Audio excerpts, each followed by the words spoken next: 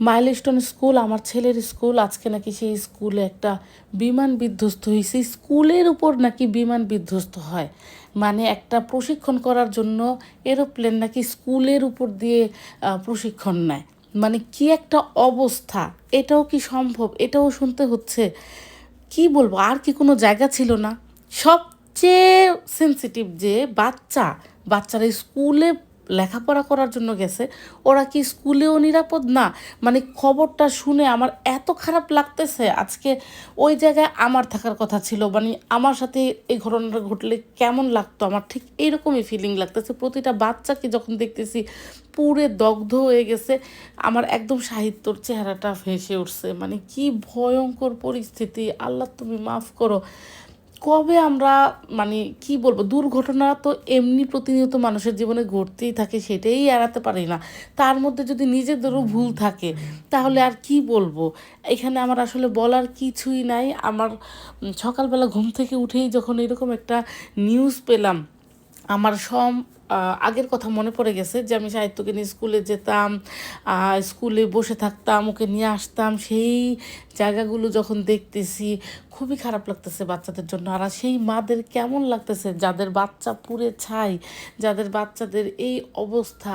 আর কি দুর্ঘটনা, ভয়ঙ্কর দুর্ঘটনা আসলে একটা। যাই হোক, আল্লাহ সবাইকে হেফাজত করুক, আল্লাহ সবাইকে ধৈর্য ধারণ করুক। আর এই ঘটনা, এইরকম ঘটনা যেন আমাদের দেশে আর জীবনে কোনো দিন না ঘটে। আমরা যেন আরও সচেতন হই। আর কি কি সচেতনতা আমাদের মানে গ্রহণ করতে হবে, সেগুলোও যেন সবাই আস্তে আস্তে ওই দিকে খেয়াল করি। আমার মানে কি বলবো, আমার আসলে কোনো কিছু বলার ভাষা নাই। সকালবেলা ঘুম থেকে উঠে স্টারাকে চাইল্ড কেয়ারে দিয়ে আসলাম। আর এই তো সাহিত্যর স্কুল, সামার স্কুল, তো নর্মালি আসা হয় না। আর যেহেতু সামার টাইম, মন চাইলে আসি, মন চাইলে না আসি। কিন্তু আজকে মনটা একদম অস্থির হয়ে গেছে, ঘুম থেকে উঠে মন খারাপ হয়ে গিয়েছে।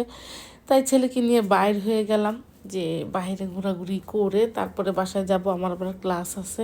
সব কিছু মিলে আসলে কি বলবো, জীবন থেমে থাকে না। প্রতিনিয়তই আমরা যে কোনো সময় যে কোনো পরিস্থিতির সামনে পড়তে পারি, তার জন্য নিজেকে প্রস্তুত রাখতে হবে।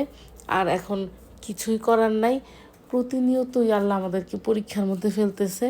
আল্লাহ আমাদেরকে একটা সুন্দর জীবন দেখ, সেটাই আল্লাহর কাছে ভিক্ষা চাই। আর সবার জন্য অনেক দোয়া করি, সেই বাচ্চাদের জন্য, সেই গার্জেনদের জন্য। আর এই পরিস্থিতিটা যেন আল্লাহ খুব তাড়াতাড়ি সব কিছু সুতর করে দেয়, রাব্বুল আলামিন যেন সেই তৌফিক ভিক্ষা দেয়। তো এই তো আমার বাসার সামনেই হচ্ছে সাহিত্যর স্কুলটা, একটু দূরে। এবার সামার ক্যাম্পের জন্য আমাদের বাস পাইনি, হেঁটে হেঁটেই যেতে হয়। তো বাসা থেকে 10 মিনিট 15 মিনিট হেঁটে যাওয়া রাস্তা। আজকে হেঁটে হেঁটেই আমরা গেলাম, আবার হেঁটে হেঁটেই আসলাম। আজকে সারাটা দিনই যাবে আমার মন খারাপ করে। তো সবাই ভালো থাকবেন, সবার জন্য দোয়া রইল, আমাদের জন্য সবাই দোয়া করবেন। আল্লাহ হাফেজ।